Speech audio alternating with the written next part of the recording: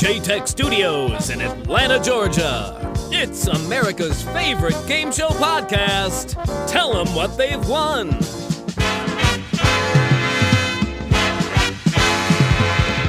And now, here are your hosts, Tom Bastek and Mike Jacobs. Hello and welcome back, my friends. It is episode number 5 of America's favorite game show podcast. Tell them what they've won. It's the game show, guys. I'm Tom Bastek. And I'm Mike Jacobs. Thanks so much for joining us again, Tom. Not that I expected you to drop off or anything, but did you didn't want me to come back for a 5th time, Michael? No, I'm saying I'm glad you did. Oh, okay. You sound really happy about that. Tom, I love you. You know I love you. It's okay. It's all right. I believe you, Mike. I really do. Well, we had the pyramid last week, and it was a lot of fun. It was. We get really great feedback on it, too. Yeah. It was a great show. I mean, Pyramid's a great show, so it was great fuel for our show. But to be honest with you, I think we got an even better one for this week. Let's not waste any time. Let's bring in our friend Christian Carrion from buzzerblog.com with the news. All right.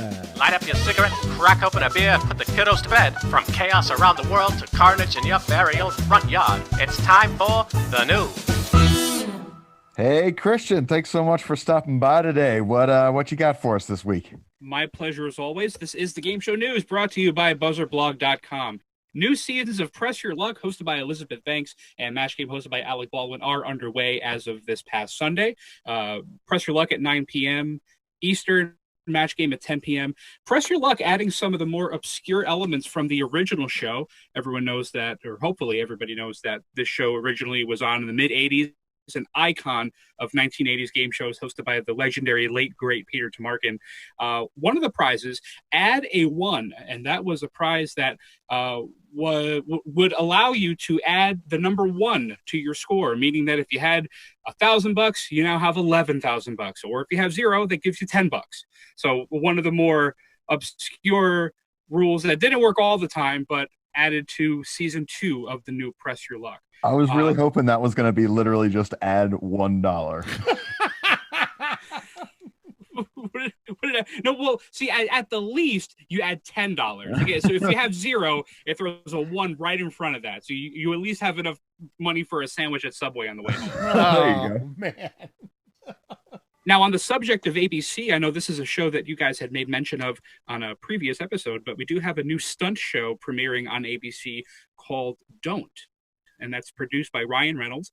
The tagline for the show promises players up to $100,000 if they can do one thing: nothing. All the stunts have to do with not doing things like don't blink, don't play ball in the house, don't look, which are all things that are said in my house on a regular basis. But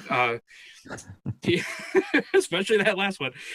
Teams are composed of friends and family members, and you can look forward to Don't premiering on ABC June 11th at 9 p.m. Eastern. Yeah, that's gonna be great. What do you got, Michael? I was just going to ask if you had any more information on the don't play ball in the house, because that seems like a really easy one. You know, you would think so. It really just involves sitting in the living room and not throwing a baseball around. Right? That sounds like easy I do money that to me. every day. Right. Listen, I would be rich if I got paid for every day I didn't play ball in the house. My wife is always saying to me, "Don't raise your voice," because I'm very loud. So like that's like the one don't that I get all the time. See, I'm not loud. I'm just passionate. Anyway, this week in game show history. All right, go ahead. Give it to us. Yeah, this week in game show history, June 4th, 1984, we have the premiere of a somewhat obscure show that's been seen on Game Show Network for a while, Body Language, that was billed as the game for the uninhibited, a celebrity charades type show hosted by Tom Kennedy. I don't know if you guys have seen that before. Never heard of this. I'm looking it up. Body right now. language? Body Language, right. Yeah, that was on CBS. Tom Kennedy was the host. Johnny Olson, whose birthday we celebrated last week, was the announcer. And it was a fun show. It was based around charades. So you'd have 2 teams, 1 celebrity and 1 contestant on each team. And the teams would take turns acting out lists of words. And once you guessed the words correctly, those words will be then thrown into a word puzzle, a fill in the blank type thing. There's and pictures on Google of people acting out stuff, and man, this set is awesome. It's a fun show. A lot of stand-up comedians from that era who were just getting their start made some of their earliest appearances on Body Language, Brad Garrett being one of them. If you ever want to see him with like a Rick James style Jerry curl, it's really unbelievable. The sheen is unfathomable. But yeah, it was a really fun show. Not the first or the last time that Mark Goodson Productions would try a charades-based show. They had tried a couple times in the past, things like Show-Offs in the 70s, and then later on some pilots, including Body Talk, which was hosted by Vicki Lawrence.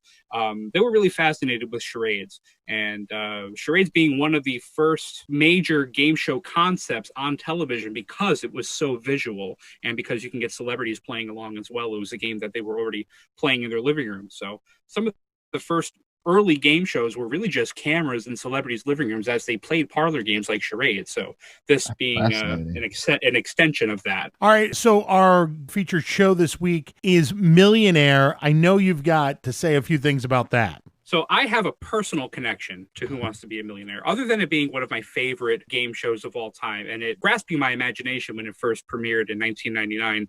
I had the privilege of playing on the syndicated version of the show, hosted by Meredith Vieira. I sat in the hot seat on Millionaire. I lived the dream. I won $15,000, and I actually walked away from a $25,000 geography question. And I remember the question to this day. And if you guys want me to ask you, I will go ahead and ask you the question. I was of course ready to go. All right.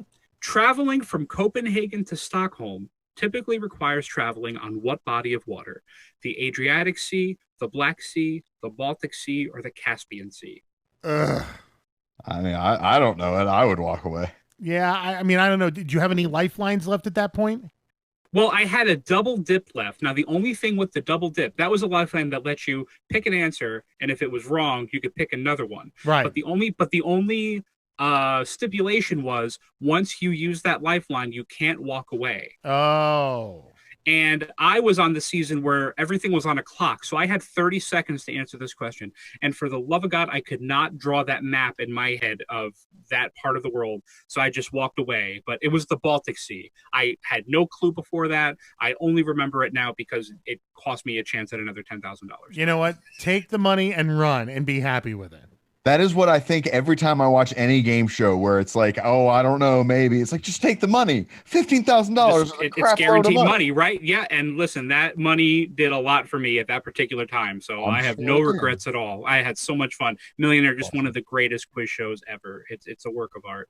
All right. Well, thank you so much, Kristen. We appreciate it. And little Buzzer Blog plug? BuzzerBlog.com, #1 website on the internet for game show, reality, unscripted news, for diehard fans, for industry insiders, and for game show junkies like the three of us.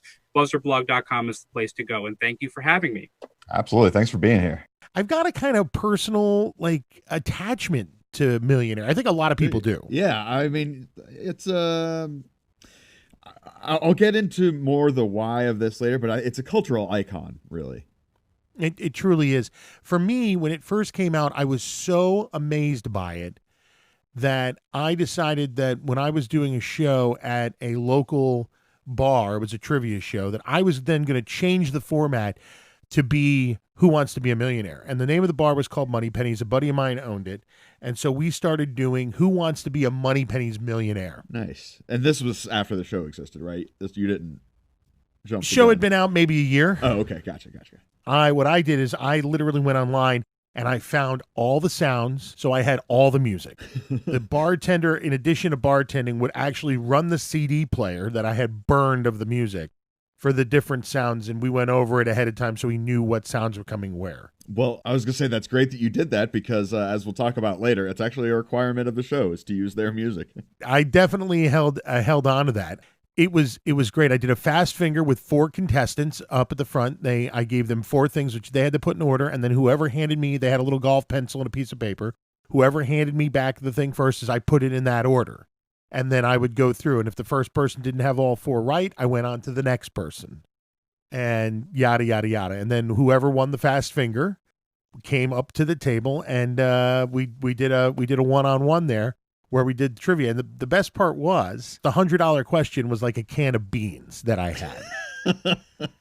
And it went all the way up to the $1 million question, which was $100 bar tab from the bar. Nice. Dude, that sounds like so much fun. It was fun. It became so popular. The bar only held about 30 people. It was a tiny little place. We would put 80 people in there for trivia night. It was awesome. And most people just wanted to go and watch the show. I was going to say, what's amazing about that is you really only get one person playing trivia. And you think of bar trivia as being like a everybody play, audience participation kind of thing. But to have only one person playing it's awesome that it was that popular. The other cool thing is that I had my own fan club, and I got them all flashlights, and the fan club sat behind me and did the light show from the actual show. That's awesome. All right, well, let's take a quick break. When we come back, we'll talk about the gameplay of our featured show this week, Who Wants to Be a Millionaire? You've been listening to what, Mike? America's favorite game show podcast, Tell Them What They've Won.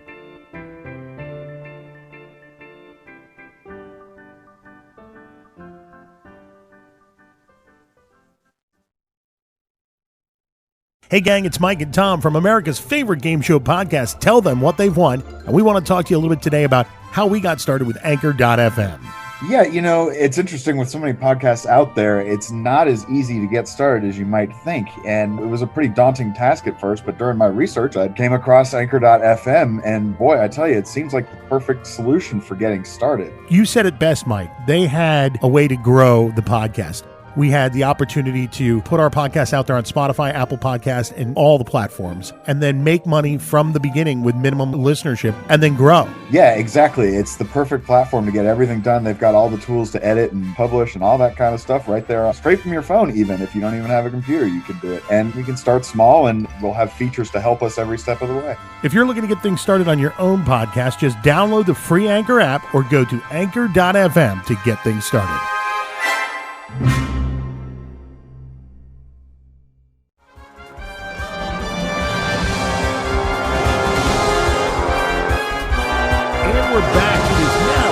You know that music, it just makes you ready for Who Wants to Be a Millionaire. The show is simply the music, and it gets more intense as the game goes on and everything. It's man, I love it. For me, that's what really sold me in the very beginning of it. When I first started watching, I was sucked into the fact that the production value of the show was just that it was now a show. It was a full light and sound experience. I couldn't believe it. Yeah, exactly. I mean, well, and we'll get into more of this when we start talking about the history, but yeah, it was something that just didn't exist yet. And now it's kind of a played out trope of game shows, but this started it.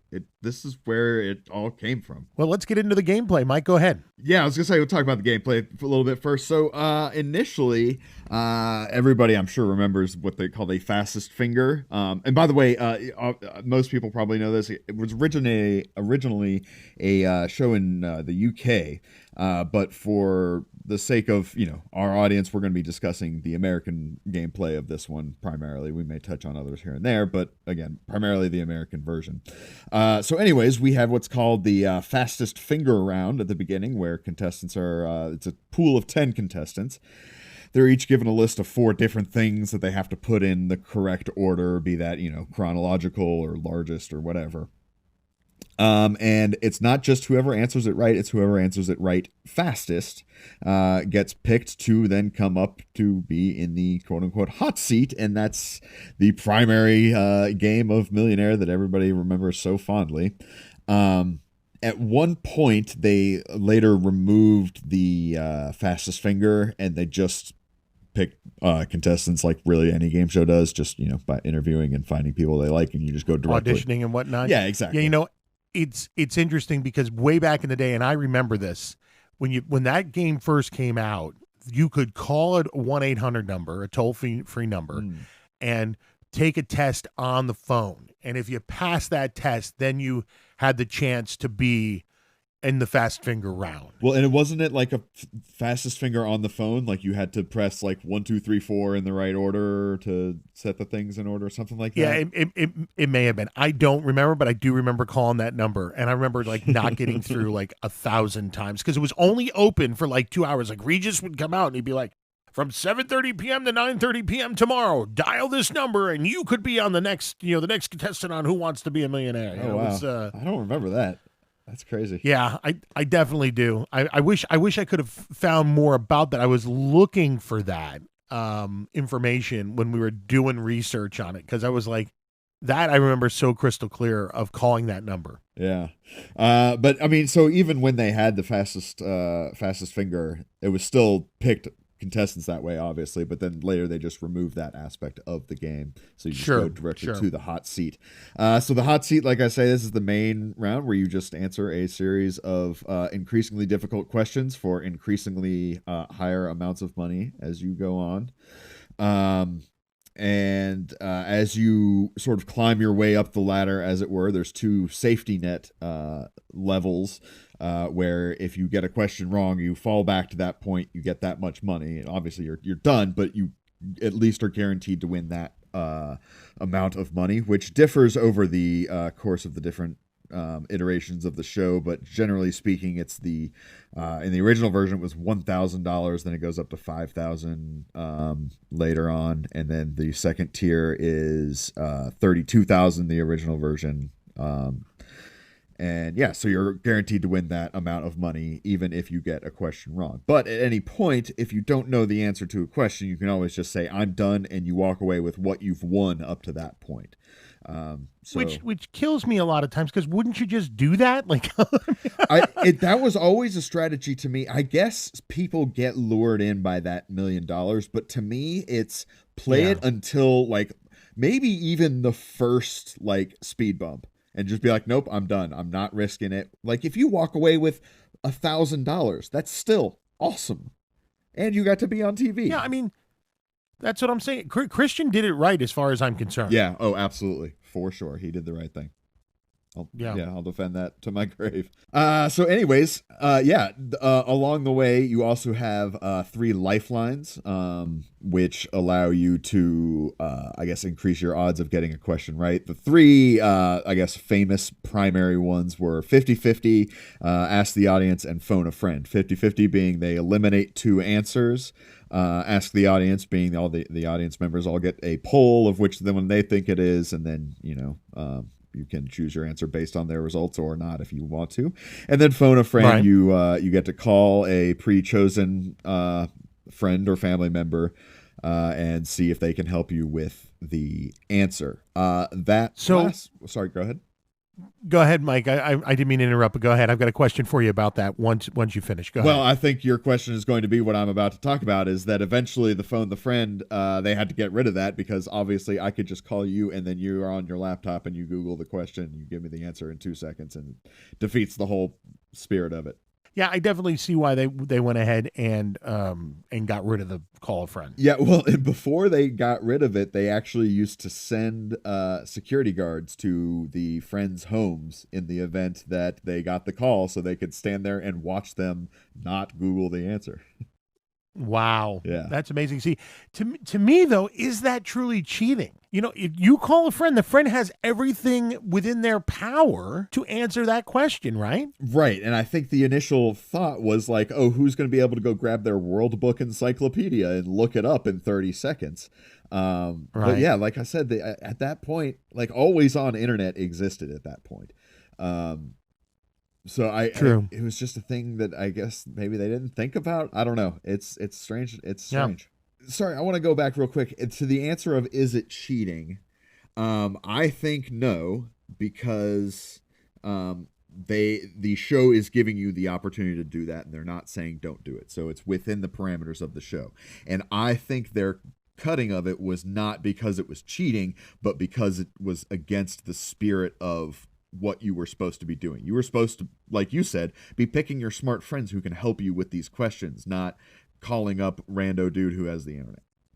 At some point we're going to do an episode on just cheating in general, because I think that there is cheating, and I think there's also just doing something that's not in the spirit of the show. And I think that a lot of times that varies depending on what show and what instance it is, but I definitely can't wait to go down that rabbit hole when we do a whole episode on just cheating. I definitely agree. That is a blurry line at best, and I think it's one worth exploring. All right, so what were the other lifelines that came around afterwards? Yeah, so there's a whole bunch of different ones, and to be perfectly honest, I don't know that I've ever seen an episode with any of these other ones. There was a +1, which was basically the phone a friend concept. The person just comes out of the audience instead of calling them, so that they're there and you can't cheat with them. There is the current run has asked the host, because of course with quarantining there is no audience, so Jimmy Kimmel will put his 2 cents in on the question. But there was a couple different ones. Crystal Ball, where this one's really specific. At some point during the show, they started making the point value or the dollar values of the question random, and so the crystal ball would let you see how many dollars the question's worth. Double dip lets you take a second guess if your first guess is wrong. All sorts of just different little interesting things like that. Yeah, wasn't there a skip of some sort? Yeah, jump the question is what they called it. And so basically you just say, I'm eliminating this question from the game. You don't get the money with it either, but you keep going at whatever level you were at. And they let you use it twice per game as well. So I believe there was a situation where someone had jumped like the last 2 questions and went to the $1 million question. Is that right? And actually got it wrong. Yeah, there was a lady that there hasn't been a lot of people that have gotten to the $1 million question and gotten it wrong, but in this one case, I forget what the woman's name was. She jumped the 250 and the 500, got to the million, got the $1 million question wrong, but she didn't really lose $500,000 because she never really had it to begin with. So she wasn't considered like the biggest loser on, which, by the way, that's another one. Is that a game show? Anyway, that's a story for another day. Yeah. A discussion. But yeah, so she only lost whatever it was before that, 125,000. Gotcha. It's not a bad strategy, really. I mean, yeah, if you're going to get there, you might as well get there as quick as possible. All right, well, let's take a break, and when we come back, we're going to talk history, and it's all about the game show Who Wants to Be a Millionaire? You're listening to the Game Show Guys on America's favorite game show podcast. Tell them what they've won.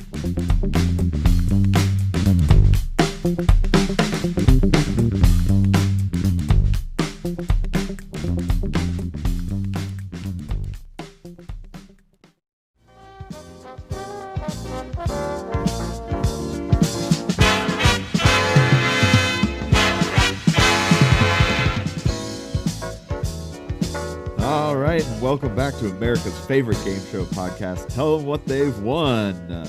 Today we are talking about Who Wants to Be a Millionaire, which, as most people know, Tom, I'm sure you did, that it started in England as a British show in 1998. Yeah, they love their quiz shows over there in England. Yeah. So anyways, we're America's favorite game show podcast, so we're going to be focusing on the U.S. version. Of course, that's the one we know and love on our end. But I do want to talk about, before we get too much into the U.S. version, I think one of the most interesting points of the British version is the Charles Ingram scandal, which I'm sure you're familiar with. I am indeed. Yeah, so he was found guilty of cheating on the British version, where he and his wife in the audience and a buddy of his on the fastest finger round, they would help him while he was in the hot seat get questions right. So he would read out the answers in a sort of slow, deliberate way, and then his friend in the fastest finger, or his wife in the audience, whoever knew it, would cough and clear their throat when he said the right answer. And of course, after time, this piqued the interest of the producers of the show, and they eventually went and reviewed and found him to be cheating, and he got busted and had to, I guess, return his prize winnings. And I don't think it was actually ever given to him. I think it was held and then not given to him. But okay, that makes sense. If you want to find out more about it, I'm not gonna give anything away. But this past weekend, they started with the episode number 1. There's 3 episodes in the miniseries on AMC called Quiz. Yeah, absolutely. It's going to be super interesting to watch. There's also a documentary about it that was made earlier, again, in the UK. Yep. But it's a great story. We're gonna do a deep dive on it. We've got a couple of folks that have actually been on the show that are going to talk to us about it, and it's going to be a lot of fun. Yeah, I think we're going to get a lot of interesting stuff there. 2 things, Mike, I want to hit.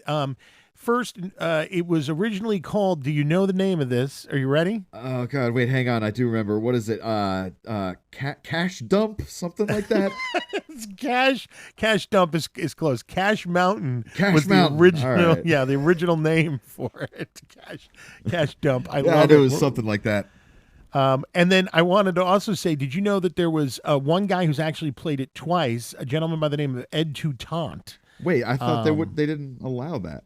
No. So he got eliminated from the show at like the $16,000 question, and he said it was wrong. That he was eliminated, and they found out he was correct in that $16,000 question, or the answer that he gave was correct, not wrong. So he was invited to come back about 8 months later, and when he came back, he actually won $1.86 million on the show. And that was on top of what he won previously. Did they? Yeah, but I think he walked away with whatever the basic was, like $1,000 or whatever. Oh, whatever. okay, gotcha. The first time, but yeah, the 1.86 million. The reason why it was more than $1 million prize because he won the $1 million prize, and it had been 86 episodes, and they were doing $10,000 per episode for every episode that didn't have a millionaire winner. Oh, wow! So he won 1.86 million there. That's awesome. Good for him. Yeah. Anyway, go back to, and Ingram will get more to in our deep dive, so look forward to that coming up soon. Let's talk about Regis, man. Yeah, again, let's rewind a little bit. It's the U.S. version that we know and love here. It began in 1999, a year after the original version, and the guy who created it, he was also the creator of Win Ben Stein's Money on Comedy Central back in the day, and that was one of my favorites. I always loved that show. But yeah, he initially wanted to create a reboot of the $64,000 question, which is a long forgotten TV show from way back when in the mid 50s. Only lasted a couple of years, but he was interested in bringing it back.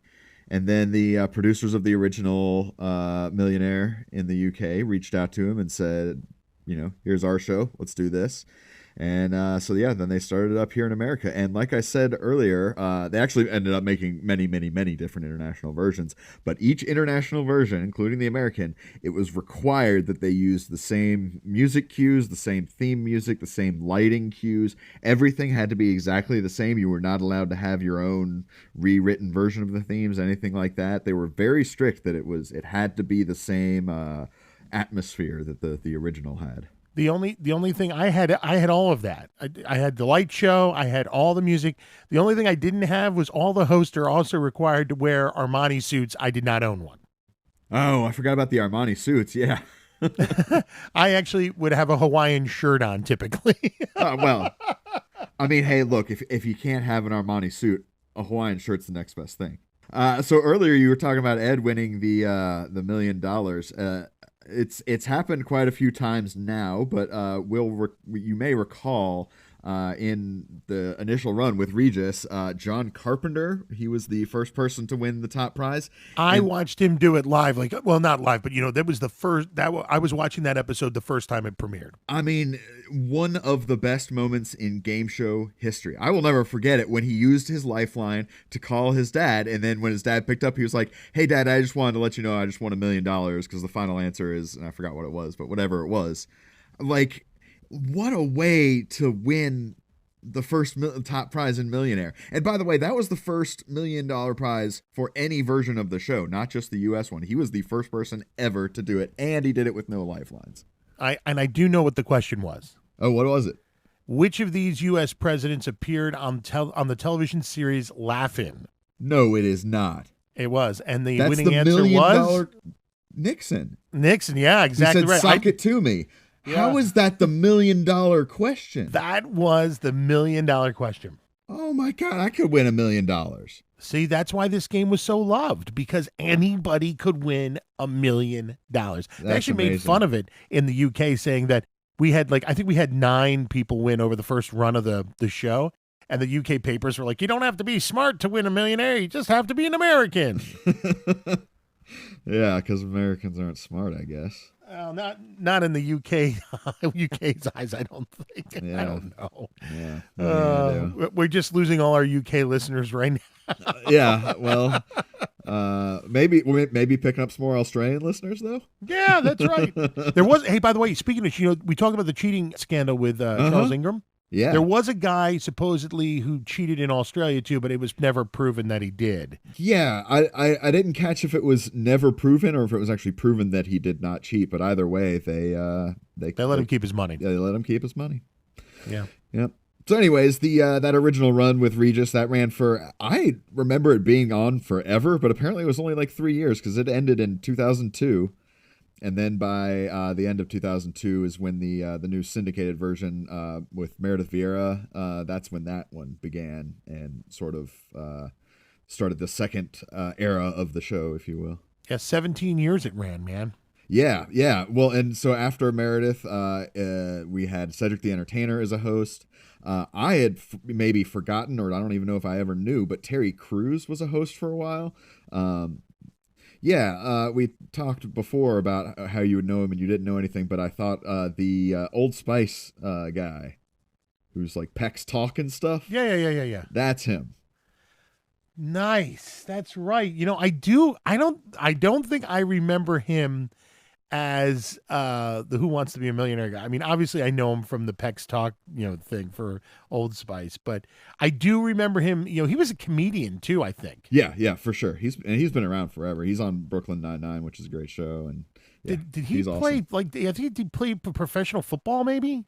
Yeah, I think he was a football player at some point. He's also like a flautist and an artist. Like he is just crazy all over the place. I think he has like a doctorate or something too. He's just incredibly accomplished. It's insane. Dude, that's amazing. I love it. I absolutely love it. That's great. Okay. And then finally after him, it moved on to Chris Harrison, who is the host of The Bachelor, not a show I'm terribly familiar with, so let's maybe skip that one. Oh, because The Bachelor, is that really a game show? Which is another discussion for another day. Anyways, there have been a number of special editions over the years. In 2004, they did what they called Who Wants to Be a Super Millionaire? Real creative title there. Whoa. Yeah. Regis came back to host that one, and it was the same game, but it just featured significantly higher prize money. The top prize for that one, I believe, was $10 million. So yeah, the steps in between were obviously quite large. 2009, they did a 10th anniversary, again with Regis coming back, and that was a lot due to the Slumdog Millionaire that had just come out, and sort of gave a resurgence in popularity to the show. So yeah, and that one they used maybe my least favorite feature of the show, which was what's called the clock format.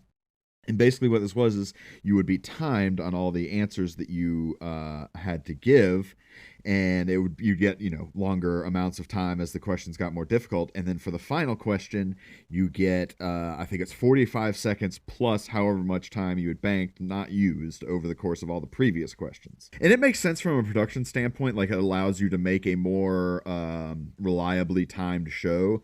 But to me, I think it destroyed a lot of what the spirit of the show was. Like, you weren't supposed to be timed. You were supposed to have that length specifically to second guess yourself, I think was a big part of it. Yeah. I mean, the show is based on drama. And by putting, I mean, I understand you are increasing the drama a little bit by adding the time element, but the whole music and lights and the chair just that gives you enough drama that I don't think you then need to, on top of it, increase it by adding a time limit to it. I agree. And so now, here we are in 2020, and it is being rebooted with Jimmy Kimmel at the helm. And right now they're having celebrity guests, since, again, the quarantine is preventing them from having an actual audience. But we'll see how that evolves over time. And like I said earlier, I'm excited to see how this does, because I do think there maybe is an argument for the show has run its course. But I just love it so much. I want to see where they can take it and if they can bring it back. Yeah, all right. Well, that's a great segue into giving our ratings. I'm gonna let you go first on this one. Well, I mean, I'm a big fan. To me, we've talked also how much I love Jeopardy. I love quiz shows. I love trivia. And to me, the drama that they bring forth in this, while maybe it's just a little bit of like, we'll play it slow. It works. And the lights and the sound, and like you feel like you're being interrogated. It creates this incredible atmosphere. And like you said earlier, anyone can win it. I love it. I'm giving it a 4. I was gonna say 4.25, but I think a 4 is a. What are we using? We should use final questions, I guess, right? Final answers. Yeah. Final answers, yeah. Yeah, I'm giving it 4 final answers out of 5. All right. I am actually going to go a little bit opposite of that. You know, I told you my love for this show, and that love was in the year 2000 and 2001 and maybe 2002. I didn't watch any of the syndicated show. I thought it was over. It was done with. It was a great gimmick up front. I loved it. It changed reality of game shows. I mean, it just from that there was pre Who Wants to Be a Millionaire and there was post Who Wants to Be a Millionaire. It's absolutely true. And this may be a bit of a ridiculous comparison, but I would say it's almost like the Beatles, because there was such a lull in the time of what game shows had to offer, and it was exactly the right thing at exactly the right time, and it hit in such a way that it, like you said, it changed the face of game shows. Literally, if you look at sets of game shows prior to that, they're all bright colors and yellow and orange and like you see on The Price is Right, just, phantasmagoric almost. And post Millionaire, everything goes to this dark blue and this, real serious tone, and it's just it changed everything. I've got to say, with that being said, I love Kimmel. I'm glad he's hosting it. That's great. I don't see myself watching any of those episodes, really. I'm going to probably have to go at this point 3 at the highest I can go is like a 3 final answers. And that is my final answer, because I just think you could have done more. It's 15 questions. Yeah, okay, great. And now the drama to me has been lost because we all know the way it's going. And we've seen a lot of it. It's given us some of our greatest moments, but I also feel like, okay, let's move it along and do something else. Yeah, and again, I don't think I could argue against that viewpoint. Like, I definitely see where you're coming from. I personally don't feel that way. And again, I think this reboot's going to hopefully bring it back, but you may be right. All right, Mike, well, I think that's all the time we have for today. All right, Tom. Well, thanks for joining us. And again, thanks to Christian from buzzerblog.com. Tune in again next week when we'll bring you the latest and greatest in the worlds of game shows, as well as a brand new featured show as well. And remember, you can always catch us online, Facebook, Twitter, Instagram, and of course, tellthemwhatthey'vewon.com. Please subscribe, share, like, and drop a review if you like what you heard. And if you didn't like it, is that your final answer? I hope not. All right, Mike, we'll see you next week. Bye, Tom. You've been listening to America's favorite game show podcast, Tell Them What They've Won, a JTech audio production, copyright 2020. No part of this podcast may be reproduced by anyone without the express written consent of the creators. For more information or to contact us, please go to tellthemwhatthey'vewon.com.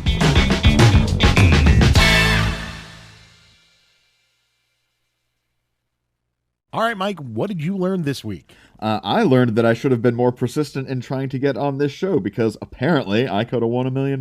You knew the $1 million question, the very first one ever. Apparently. So for me, I think I learned that there is a definite difference between cheating and ruining the spirit of the game. I agree. Again, a conversation for another day. A conversation for another day, and I look forward to having it. Same. Copyright 2020, a JTech audio production.